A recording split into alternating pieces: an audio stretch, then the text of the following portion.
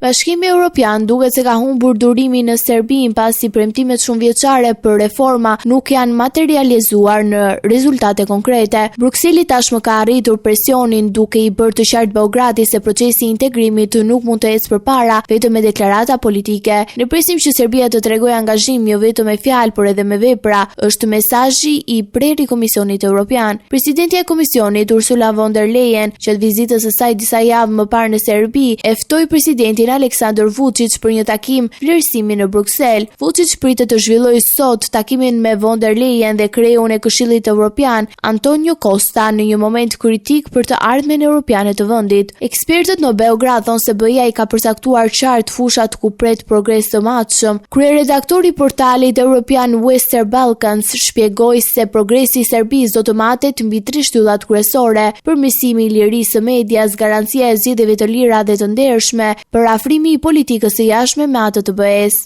Këto janë deturimet që vetë Serbia i ka paraqitur në dokumentin e dorëzuar në vitin 2024. Një zëdhënës i komisionit në përgjigje për DW theksoi se përveç këtyre fushave, Serbia do të jetë prova konkrete në normalizimin e marrëdhënieve me Kosovën dhe të adresojë çështjet e dezinformimit. Ai shtoi se BE-ja pret të investohet më shumë përpjekje dhe të bëhen kompromise, duke përfshirë dhe mbështetjen e sanksioneve të BE-s kundër Rusisë në sfondin e luftës në Ukrainë. Brukseli kërkon tashmë garanci të qarta për kursin strategjik të Serbisë, pasi besimi me premtimet e ritanishme është zbehur ndjeshëm.